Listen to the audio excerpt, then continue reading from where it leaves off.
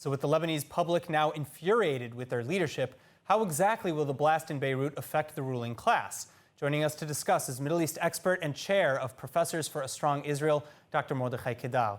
Doctor, thank you so much for being with us today. Now, let's start with the public's perception of the government in Lebanon. How has that changed throughout the crises in Lebanon and now with this explosion? Well, it all depends on whom they blame.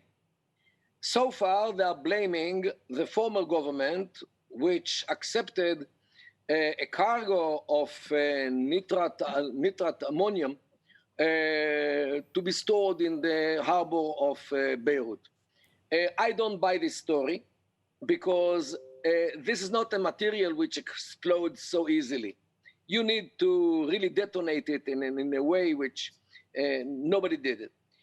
What happened actually is, in my view, is that there was a big storage or warehouse full of ammunition and explosives and most probably fuel for missiles, which is very combustible.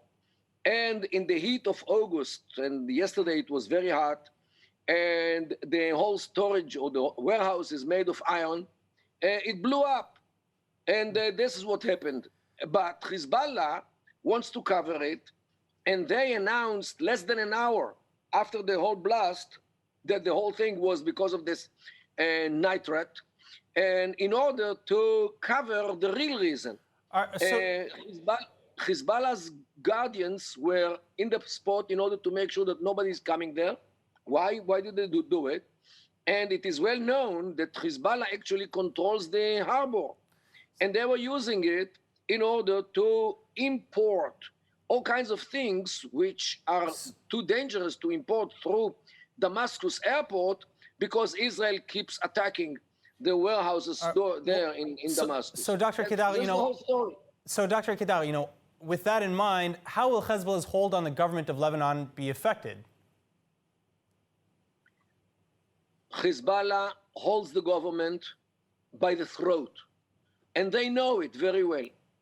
And they are very cautious, because if they say something which Hezbollah doesn't like, Hezbollah might do to them what it did to Rafik Hariri, and maybe tomorrow we'll know exactly who did it, and many others, 20 and Shidiak, many of the Lebanese were blown up mysteriously, of course by Hezbollah, because they were talking against Hezbollah, and Hezbollah didn't like them.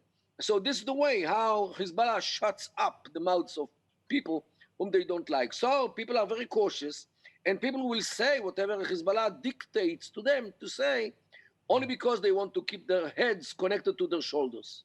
I see. All right. So my final question, if you can quickly answer, Israel is trying to send aid. Do you think that this incident, as terrible as it is, might actually bring the two countries any closer? Between Israel and Lebanon? Yes. As long as Hezbollah controls Lebanon, and so far this is the situation, and it's not a new situation. Okay, Dr. Kedar, thank you so much for your insights. Thank you.